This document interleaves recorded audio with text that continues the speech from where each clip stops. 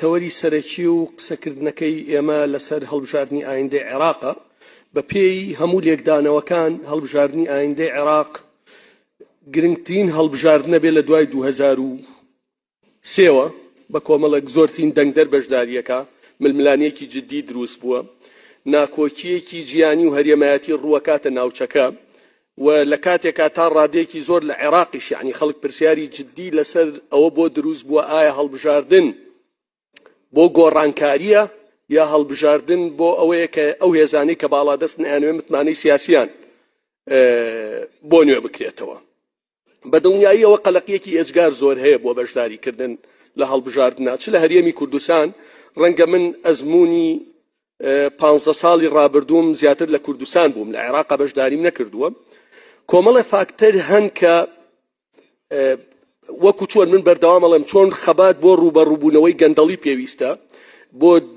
ئەو دەستێوەردانانە پێویستە لە دادگا و لە زانکۆکان هاکرێ ئەبێ خەباتێکی جددیش بکرێ بۆ نەزاهەتی ئینتیخابات چونکە لە عێراق و بە کوردستانیشەوە بە تایبەت ڕەنگە من زیاتر قسەی لەسەر کەم ئێمە هەرگیز ناچینە ململانیەکی دادپەروەرانەوە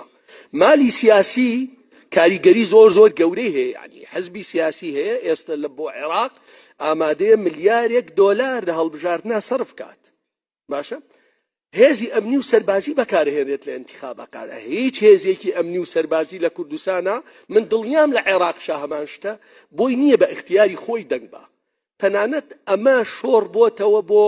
دام و دەستگا ئیداریەکانی من هێزە عێراقیانیش ئەگەر دەسڵاتیان هەبێت کە لەوێ تا ڕادەیەک تێکەڵی و هێزی زیاترەوەکو ئێرە نییە دوو هێزی حکوم تەنانەت بەڕێوبەری قوتابخانە و یاریدەدەرەکەشی بەبێ موافقەی حزب دانانرێن و ئەوانش ئەوەندەی فشاریان پێکرێ ئەبێ مامۆساکان دەنگ بن تۆ ئەزانی ئێستا من قسە ئەەکەم لێرە ئەمڕۆ ئاگادار کراوەمەتەوە لە هەولێر و توانە هەموو مامۆستایەکە بێ کاتی دەنگدانەکەی بێنێ فۆرمێ لە ترس کاتێک کە تۆ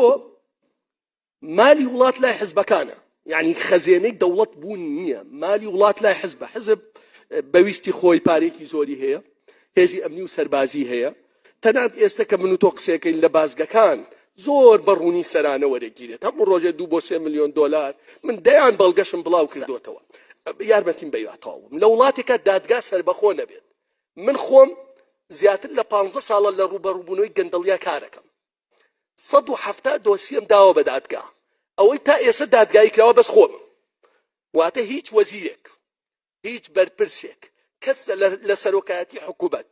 لەسەر بردننی مالی گشتی دادگایی ناکرێت ئەم مالی گشتێ بۆ انتخاب بەکارهێنرێت ئەم مالی گشتێ بۆ کڕینی وەلای خەڵک بەکارهێنرێت تۆ ئەزانی لە انتخابی پێشووی کوردستانە بەدەر لە ساختەکاری منەظەم دەنگ کڕین دەنگێ بە $100 واتە داهاتی گشتی بەرە تۆ توانی دەنگدەر هەژار بکە بۆ ئەوەی ناچار بێت دەنگەکەی خۆی بفرۆشێ بە تۆ لەم فۆرما من ئەمێ چیرۆکێک باسکەم لەم فۆرما ئەبێ کەواتە ئێمە سەرباری هەموو ئەمانە ئەبێ ترسی ئێمە ئەوە بێ ئایا ئەم کۆمسیۆنە هەڵبژاردنێکی خاوێن بەڕێوە بە تایبەتی ترسی گەورە لە هەڵبژاردننی ئەلیکترۆنیایە ساختەکاری زۆر گەورە لە هەڵبژاردننی ئەلیکترۆنیاکرێ و زۆر مەترسیدارە مەسەن دکتۆبەر هەم لێرەیە لە 2018 یعنی